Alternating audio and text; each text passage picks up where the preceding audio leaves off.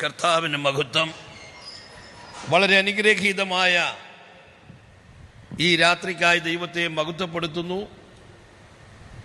ഈ വേദിയിൽ ഉപവിഷ്ടരായിരിക്കുന്ന ശ്രേഷ്ഠന്മാരായ ദൈവവൃദ്ധന്മാർ, പ്രത്യേക ഈ പ്രസ്ഥാനത്തിന് ധീരമായ നേതൃത്വം കൊടുക്കുന്ന കർത്താവിൻ്റെ ശ്രേഷ്ഠദാസൻ പാസ്റ്റർ വത്സൻ അബ്രാഹം, അദ്ദേഹത്തോട് ചേർന്ന് പ്രവർത്തിക്കുന്ന എക്സിക്യൂട്ടീവ് അംഗങ്ങൾ, ഞാൻ വളരെ ബഹുമാനിക്കുന്ന പാസ്റ്റർ കെ സി ജോൺ, എല്ലാ പ്രിയപ്പെട്ടവരും കർത്താവിൻ്റെ നാമത്തിൽ വന്ദനം അറിയിക്കുന്നു. ഇങ്ങനെ ഒരു അവസരം എനിക്ക് ലഭ്യമാകുമോ എന്നൊന്നും വിചാരിച്ചതല്ല, ലഭ്യമാകും എന്ന് വിചാരിച്ചതല്ല. എങ്കിലും കർത്താവിൻ്റെ ദാസന്മാരാൽ ഇങ്ങനെ ഒരു അവസരം തന്നതോർത്ത് ദൈവത്തെ സ്തുതിക്കുന്നു. ഞാൻ സ്കോട്ട്ലൻഡിൽ നിന്നാണ്.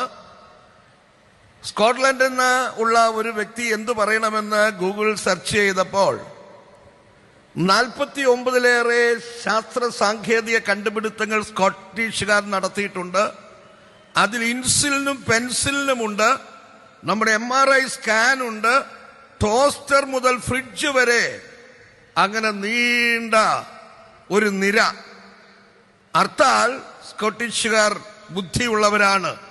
അടുത്ത സന്തോഷം, ഞാൻ താമസിക്കുന്ന സ്ഥലത്ത് 15 മൈൽ യാത്ര ചെയ്താൽ ആഫ്രിക്കയിലൂടെ നഗ്നപാതനായി, കാൽനടയായി, നഗ്നപാതൻ എന്ന് പറയുന്നത് അതല്ല, കാൽനടയായി 36,000 മൈൽ സഞ്ചരിച്ച ഇരുണ്ട ആഫ്രിക്കയെ പ്രകാശപൂരിതമാക്കിയ സുവിശേഷത്തിന്റെ പ്രകാശം കൊണ്ട് നിറച്ച ആമേൻ സ്തോത്രം ആ കർത്താവിന്റെ ദാസൻ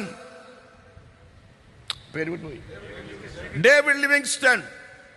ഇവിടെ വന്ന കർത്തദാസന്മാർ പലരും ആ സ്ഥലത്ത് പോയിട്ടുണ്ട്. അതുപോലെ വില്യം ബാർക്ലേ, അനുഗ്രഹിക്കപ്പെട്ട കമന്ററി എഴുതിയ ധനവാൻ എന്തുകൊണ്ട് നരകത്തിൽ പോയി എന്നുള്ള ചോദ്യത്തിന് വ്യക്തമായൊരു മറുപടി ബാർക്ലേ തന്റെ കമന്ററിയിൽ പറയുന്നുണ്ട്.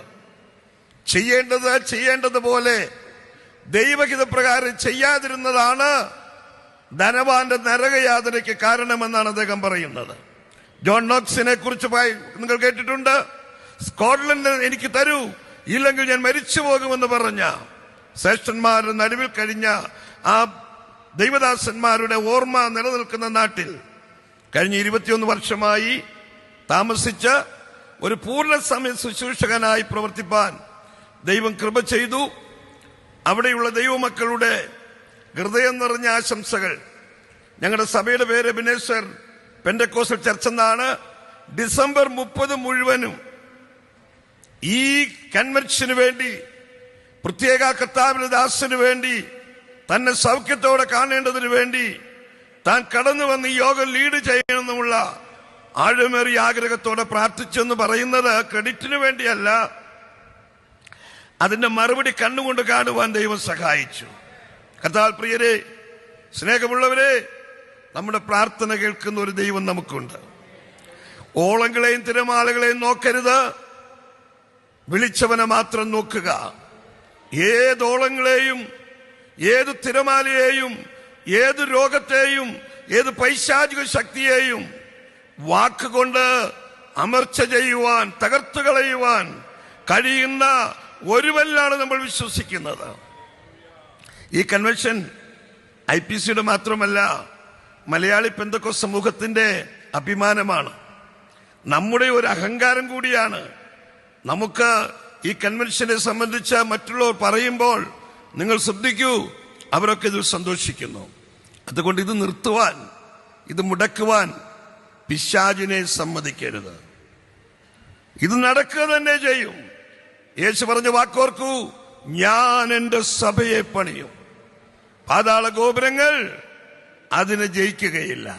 വളരെ സന്തോഷമുണ്ട്. അതുകൊണ്ടാണല്ലോ വലിയ തുക ചെലവാക്കി ഇവിടെ വന്നു പോകാൻ ഒരു 5 ലക്ഷം രൂപ വേണം 2 പേർക്ക്.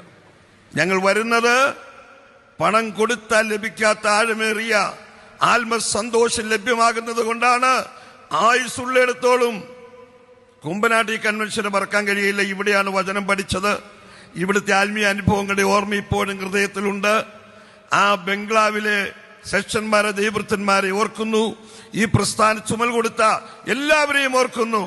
ഞങ്ങളുടെ ആശംസ അറിയിച്ചുകൊണ്ട് വാക്കുകളെ ചുരുക്കുന്നു. കർത്താവ് നമ്മെ അനുഗ്രഹിക്കുമാറാകട്ടെ. Thank you.